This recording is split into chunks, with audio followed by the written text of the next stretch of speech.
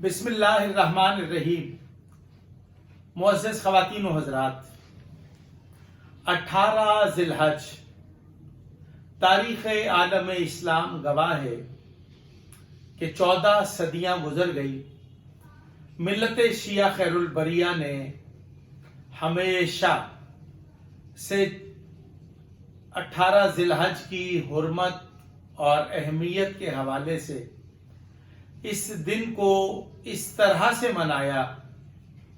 کہ لوگوں نے بھی اس دن کی حرمت اور اہمیت پر غور و خوض شروع کیا، اور آج میں اور آپ مسلسل دیکھ رہے ہیں سوشل میڈیا پر حضرت مولانا طارق جمیل صاحب اور شیخ الاسلام حضرت علامہ ڈاکٹر محمد طاہر القادری صاحب نے 18 ذی الحج اور یوم غدیر کو جس طرح سے بیان کیا ہے، مجھے یوں لگتا ہے جیسے ملت شیعہ خیر البریہ اثنا عشریہ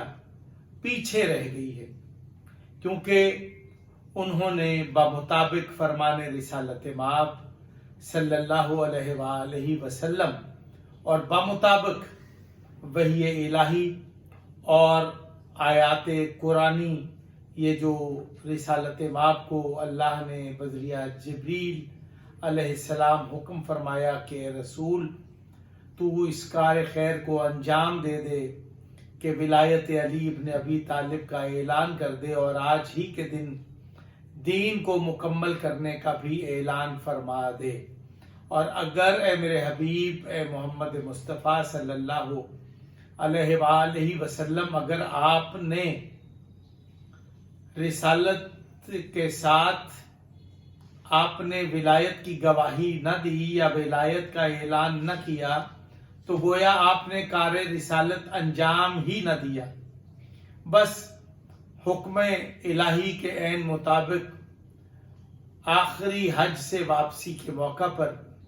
رسالت مآب نے خم غدیر کے میدان پر 1.25 لاکھ حاجیوں کے اجتماع کو اکٹھا کیا، جو صحابہ کرام پیچھے رہ گئے تھے ان کو ملایا، جو آگے چلے گئے تھے ان کو واپس بلایا، اور پھر وہاں پر اعلان کیا من کنت مولا فہذا علی مولا۔ آپ سے عرض کروں کہ یہ جو 1.25 لاکھ کا اجتماع ہے، اس میں سیدنا حضرت ابو بکر صدیق رضی اللہ تعالی عنہ، حضرت عمر فاروق رضی اللہ تعالی عنہ اور حضرت عثمان غنی رضی اللہ تعالی عنہ بھی موجود تھے، اور انہوں نے بزبان رسالت مآب سرکار کے فرمان کو سنا اور اظہار مسرت کیا۔ حضرت ابو بکر نے حضرت عمر کو اور حضرت عمر نے حضرت عثمان کو مبارکباد دی، ایک دوسرے سے بغل گیر ہوئے، اور یہ سب مل کے علی علیہ السلام کی بارگاہ میں آئے اور مولا علی کے اعلان ولایت پہ کے اعلان پر انہوں نے ان کو مبارکباد بھی پیش کی۔ اب اس دن کو منانے پر گزشتہ دنوں، گزشتہ روز میں نے سوشل میڈیا پر ایک ویڈیو دیکھی، انتہائی تکلیف اور جہالت پر مبنی ان کا یہ بیانیہ، میں آپ سے عرض کرتا ہوں ذرا یہ ویڈیو ملاحظہ فرمائیے۔ وہ لوگ بے ضمیر ہیں جو مناتے عید غدیر ہیں، وہ لوگ بے ضمیر ہیں جو مناتے عید غدیر ہیں، انسان نہیں خنزیر ہیں، تیری شہادت یوم پر کرتے ہیں جو دغا غنی۔ یہ ویڈیو آپ نے ملاحظہ کی، اس کے مندرجات کیا ہے؟ وہ لوگ بے ضمیر ہیں جو مناتے عید غدیر ہیں، بہت معافی کے ساتھ۔ اب اگلے اس کے بعد جو اس کے مندرجات ہیں، اس شاعری کے جو مصرے ہیں میں ان کو دہرانے سے بھی قاصر ہوں کہ عالم اسلام نے موجودہ حالات کے پیش نظر جو بے چینیاں ہیں اس کو محسوس کیا ہے کہ اب تفرقے کی بات کرنا اسلام کے لیے بھی مشکلات پیدا کر رہا ہے، اسلام کے اصل چہرے کو بھی مجروح کر رہا ہے، اسلام کے اصل چہرے کو مسخ کرنے کی یہ گھناؤنی سازش ہے۔ اس کو سمجھنے کی ضرورت ہے، اور ساتھ ہی ساتھ وطن عزیز سونی دھرتی پاکستان کے اندر مذہب کے نام پر فتنہ پیدا کر کے مذہبی افراتفری کی فضا کو مقدر کرنے کی، مقدر میم کاف کتے والا ہے، کینچی والا نہیں ہے، مقدر کرنے کی ایک گھناؤنی سازش کی جا رہی ہے۔ اداروں میں بیٹھے ہوئے لوگ ایسے افراد، ایسے اشخاص اور ایسے لوگوں پر کڑی نگاہ رکھیں جو محرم الحرام کی آمد سے پہلے ایک ایسے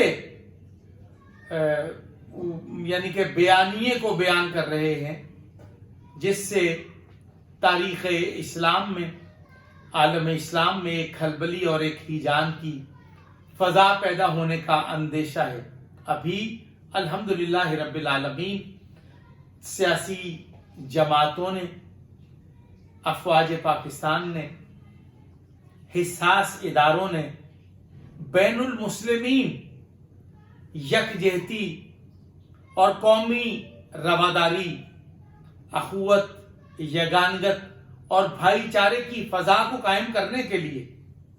طرفین کے معززین اور عزت مآب ہستیوں کو جمع کر کے اپنے اپنے عقائد پر کاربند رہتے ہوئے دوسروں کے عقائد اور نظریات کا احترام کرنے کو رواج دینے کی جو حکومتی اور حساس اداروں کی جو کوششیں ہیں وہ رنگ لا رہی ہیں۔ ہم ایک دوسرے کے جذبات اور احساسات کا احترام کرتے ہیں، لیکن ہم یہ کبھی بھی گوارا نہیں کرتے کہ بانی پاکستان حضرت قائد اعظم محمد علی جناح رحمت اللہ علیہ کے ہم مسلک قوم قبیلے یا ان کے عقائد پر کوئی بندہ حرف زنی کرے۔ آپ سے ایک بات عرض کرنا چاہتا ہوں، یہ ملک بانی پاکستان حضرت قائد اعظم محمد علی جناح اور ان کے رفقا نے بے پناہ قربانیاں دے کر حاصل کیا تھا۔ قائد اعظم محمد علی جناح کے رفقا میں ایسا نہیں ہے کہ صرف سنی تھے، دیوبندی تھے، نہیں، قائد اعظم محمد علی جناح کے رفقا میں اور ساتھیوں میں زیادہ تعداد ملت شیعہ خیر البریہ اثنا عشریہ کی تھی۔ اس کے بعد دیگر مذاہب اسلامیہ کے لوگ اور ان کی مقتدر شخصیات بانی پاکستان حضرت قائد اعظم محمد علی جناح کے ہم رکاب تھی، اور حصول پاکستان کو یقینی بنانے کے لیے ان کا کردار تاریخ کا آج بھی حصہ ہے۔ میں اس موقع پر، آج 18 ذی الحج ہے، شیعہ قوم نے اعلان غدیر منا کے 18 ذی الحج والے دن اعلان غدیر کو منا کے اعلان غدیر کے ساتھ اپنی وابستگی ظاہر کر کے ہم طے شدہ بات ہے 1400 سال سے شیعہ اور سنی کے مابین، سنی اور دیوبندی کے مابین جزوی اختلافات ہیں، لیکن مجموعی طور پر